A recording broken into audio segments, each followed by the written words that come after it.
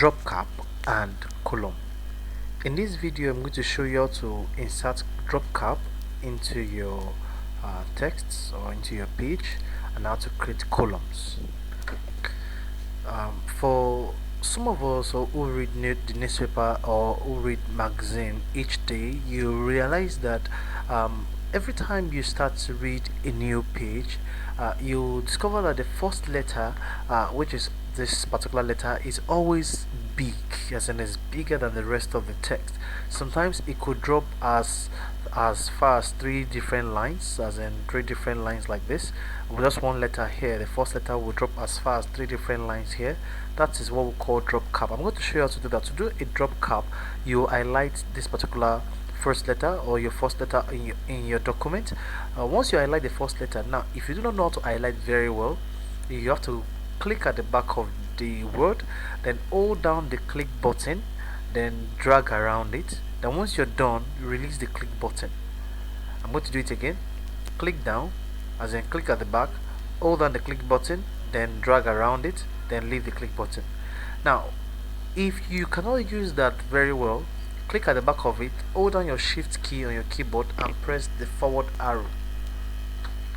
Press the forward arrow. Click down, hold down the shift key button, leave the mouse alone, just hold down the shift key button on your keyboard, then press forward arrow on your keyboard as well. That will highlight the first letter for you. Then you go to format menu, you click on drop cap, then you have drop, which will drop certain lines. Then you have drop as an margin, which will drop the entire margin.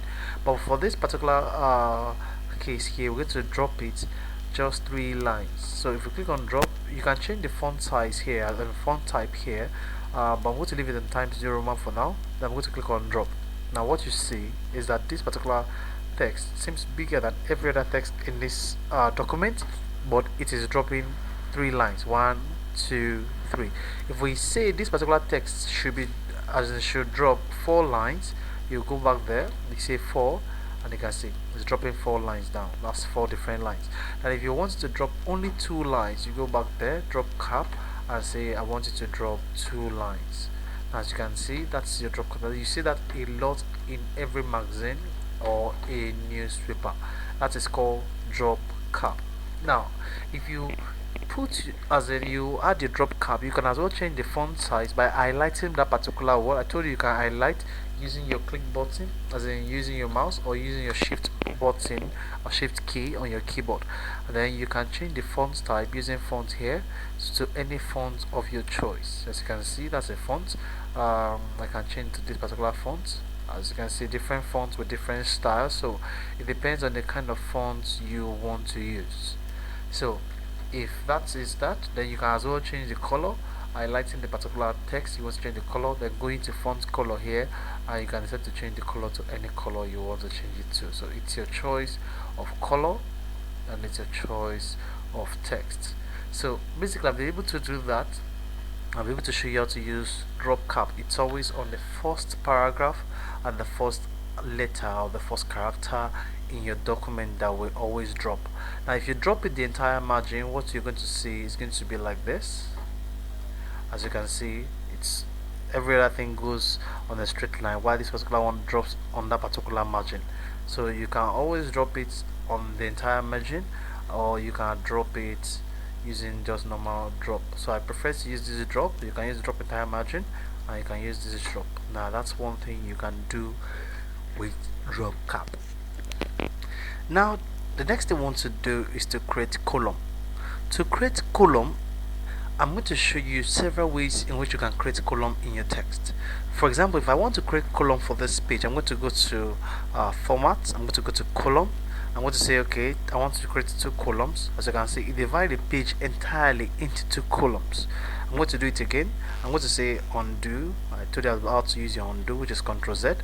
Now I want to do the column. Just go to format, column. If you notice, I did not highlight anything before I change the column.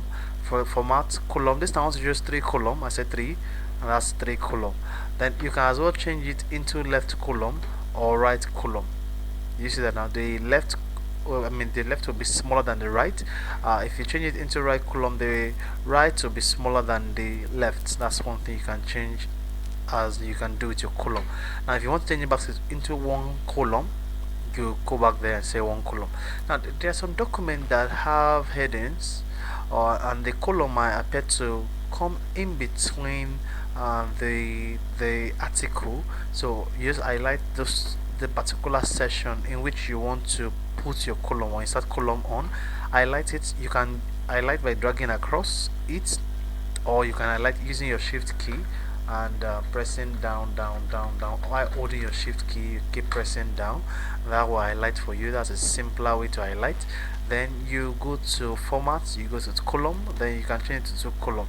What happens is that you discover that only this particular section was changed into column. The rest of the sections were not affected. I'm going to undo that. Ctrl Z, as you can see. Then to redo that, Ctrl Y, that reduce the column. Now that depends on what you want to do. Now it's very important that when you're typing your document and you are placing into column, sometimes this particular the margin between the left column and the right column sometimes is always very wide. You can always adjust the margin using, if you can as you can see. Now if you notice my right margin, if you see my arrow like on this mouse, you notice that it's changing to a left and right arrow, which means I can drag it towards the left direction, or I can drag it to the right direction. Now that's one thing with that arrow. So if you want to reduce the margin in between them, as you can see, the more you drag them closer, the what's it called, the closer they become. Now you can see the margin in between them is very small.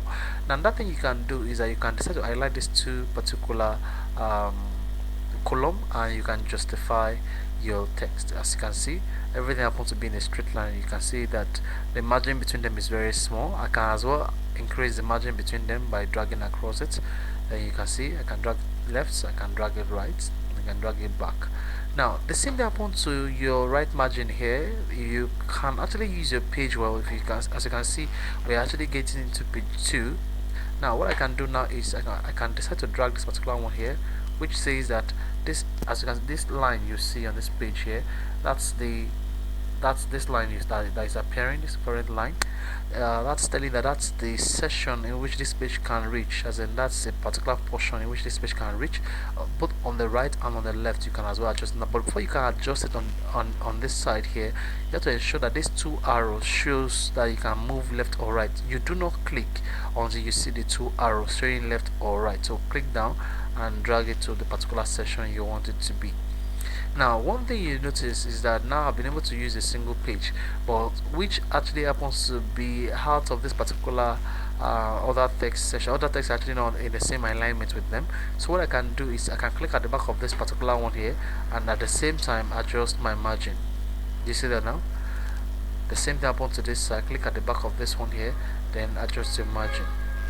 If you do not click at the back of the text, it doesn't show you the margin for that particular session. For example, if you look at this, if I click here, look at this. For example, I am here, my cursor is here, and look at this particular point my margin is. But if I click here, look at the point my margin is. So if I want to make this one to go on the same line, I'll just drag it to the same section here, and that's it, on the same line. If I want to do it on the same line, I'll come here as well, then ensure that you see the left and right arrow before you click down and drag to the same portion. Now that same thing applies to your ruler as well. You can as well drag your ruler up as well, so as to be able to use the page well.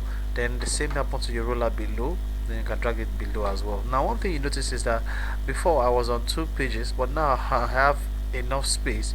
I could still type some text on there in my page.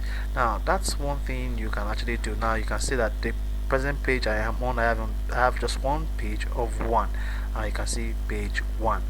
Now those are things you can actually do with your Word. You can actually adjust the margin, dragging the margin left and right, which could affect different paragraph in your text. Then you can as well adjust the column settings. Now sometimes you can type your document, and sometimes your document actually creates a blank page underneath it, which means that there's a page below which you're not using. What you do is click on the page you're using and press the delete key. That will delete the other page you're not using. which is a blank page. Now what we now have is just a single page. If I go to print preview, I can show my print preview under file print preview, or I can use my standard bar to click on print preview. It's still going to give me the same output. As you can see, this is how my text will appear when I print it out on my printer. I hope you can actually add a drop cap to your text. If you want to remove the drop cap, just go back there to format, to drop cap, then change the drop cap to none, then click on OK. That takes it back to none. So if you want to put it back, go back there to drop cap and add the drop cap. Now you don't need to change the font size. For example, let's say this is on none and you want to drop cap, then you now highlight the particular text, then you change the font size, so let's say 48. Now what happens is that it doesn't drop the line, it goes to the top. You get it now? It doesn't drop the line. You can see I have actually moved into 2 pages. It doesn't drop the line, rather it goes to the top. So I'm going to change this back to 12 and I'll be able to get back my 1 page. Then I want to drop this format, drop cap, and you drop. Now another question I need to say is that what if I want to put my text into 4 columns? Let me highlight all this particular section here. In my column I have just 1, 2, 3 columns. Can I create 4 columns? Yes, you can, by just choosing the number of columns you want here. As you can see, I can go as high as 10 columns. So I want to create just 4 columns. Then here you can adjust the width and the spacing in between your column. You can always adjust them. Then I'm just going to say OK for now. Just click on, currently we're using equal width. If you don't want to use equal width, uncheck this. If you want to use equal width, check this. So what happens is that everybody will have equal width. I want to use 4 columns. I'm just going to say OK. Now you can see 1, 2, 3, 4 columns. Now another thing you see is that the margin in between them is very small. That's this margin, very small. You can actually adjust this particular section. You can drag it to this part here. This particular section here, you can as well drag it to this part here. Now what that does is that it expands your page for you, and you can actually read. This is more readable than when it was in when this particular margin was not expanded. I hope this video has been informative enough for you, and I would like to thank you for viewing.